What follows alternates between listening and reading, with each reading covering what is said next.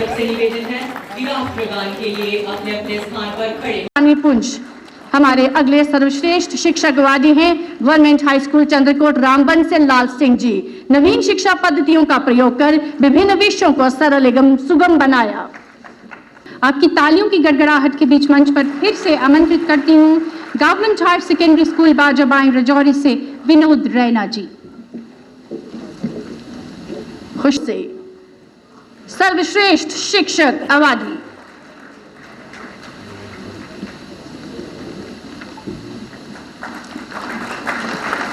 Sushma Kundan ji government middle school Irwan Khaitar Rajouri से। Madam Anita Chib ji government girls high school Damana Jammu से।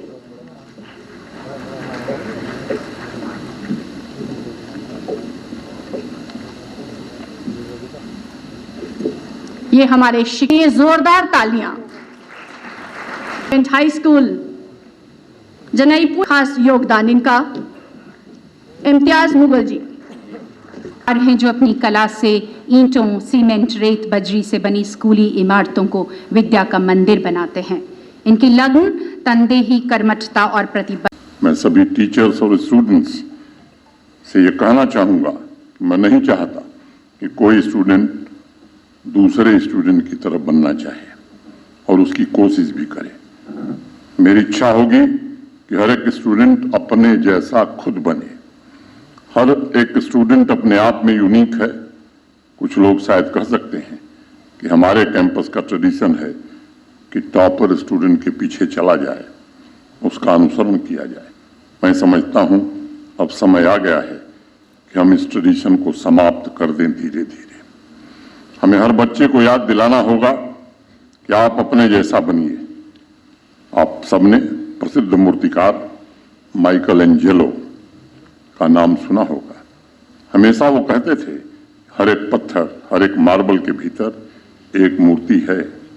मूर्तिकार का काम सिर्फ इतना है कि वो उस पत्थर से एक्सेस मटेरियल हटा दे ताकि पत्थर के भीतर की कला अपने वास्तविक स्वरूप को प्राप्त कर सके, तो उसके यूनिकनेस को खिलने का अवसर मिले।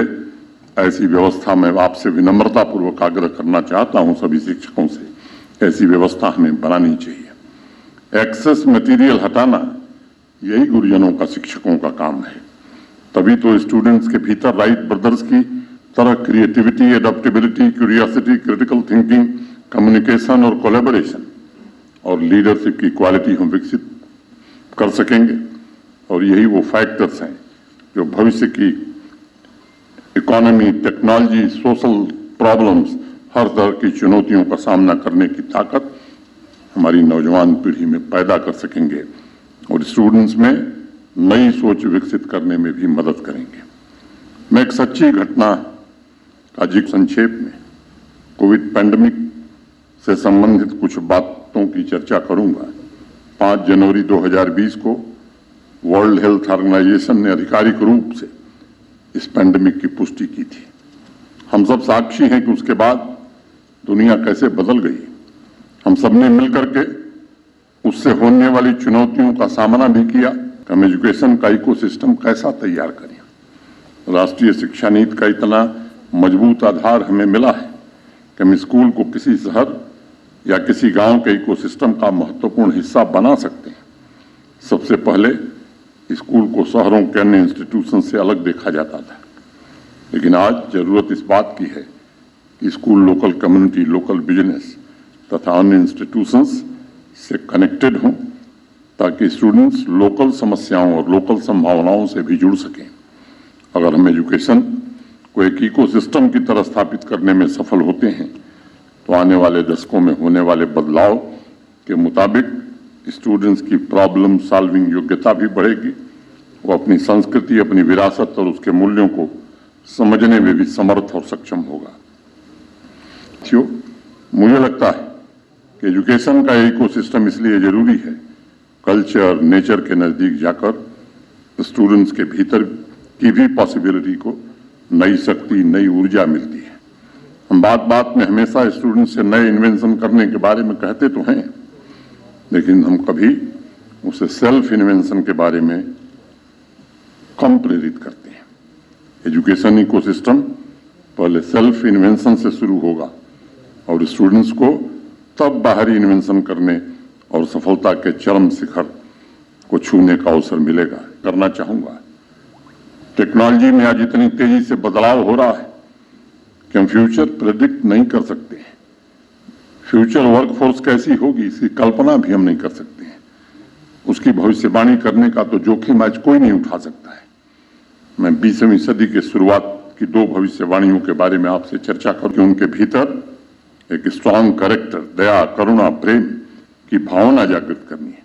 समाज निर्माण एवं राष्ट्र निर्माण के लिए आवश्यक है हर एक स्कूल, और मैं गुरुजनों से विशेष रूप से आग्रह करूंगा, हर एक स्कूल इस बात का विशेष ध्यान दे कि स्टूडेंट के भीतर कंपटीशन की कटुता नहीं, बल्कि भविष्य के संकल्पों को पूरा करने की दृढ़ता और ह्यूमिलिटी हो।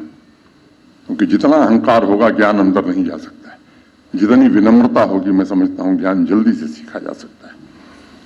हम सब जानते हैं आज हम दुनिया की 5वीं बड़ी अर्थव्यवस्था बन गए, हम चांद पर पहुंचे में जिक्र हुआ।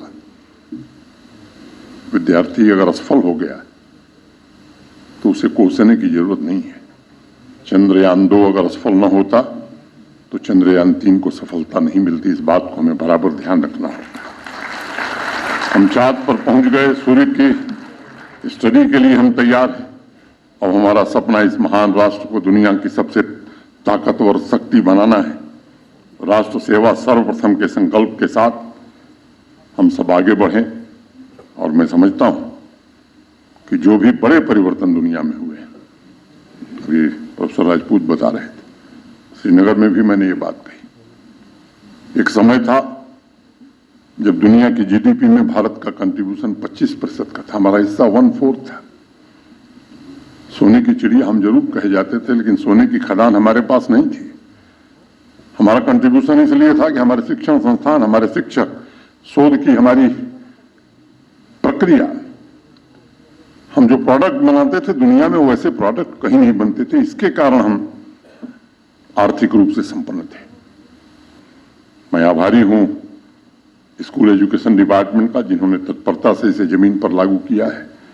लेकिन मैं जानता हूं कागज में लागू होना और व्यवहारिक रूप से बच्चों के बीच उतारना, दोनों के बीच अंतर रहता है। क्या हम आज संकल्प ले सकते हैं कि जो काम हमने कागजों में किया है वो सुदूर अंचल में रहने वाले एक विद्यालय के बच्चे तक भी हम ले जाएंगे? अगर ये संकल्प हमने लिया तो यही सच्ची श्रद्धांजलि डॉक्टर राधाकृष्णन को होगी कि आज हम ये संकल्प ले सकते हैं कि हमारी बच्चियों की शिक्षा, जिस जिले में मैं जा रहा हूं, रिव्यू करता हूं तो देखता हूं कि कितने पुरुष शिक्षित हैं, कितने महिलाएं शिक्षित हैं। अभी बड़ा अंतर है। क्या सभी शिक्षक, सारे प्रिंसिपल, पूरा शिक्षा विभाग आज ये संकल्प ले सकता है कि आने वाले 5 वर्ष में इस गैप को भर देंगे और एक बच्ची ऐसी नहीं होगी जम्मू कश्मीर की जिसे पढ़ने का अवसर न मिले? मैं समझता हूं यही सच्ची श्रद्धांजलि अगर हम डॉक्टर राधाकृष्णन को दे सकते हैं तो ये आयोजन की सफलता होगी। मैं फिर से सारे शिक्षकों के प्रति आदर व्यक्त करते हुए, जिनको पुरस्कार मिला है उन्हें बधाई देते हुए, आप सबके प्रति हृदय से कृतज्ञता ज्ञापित करते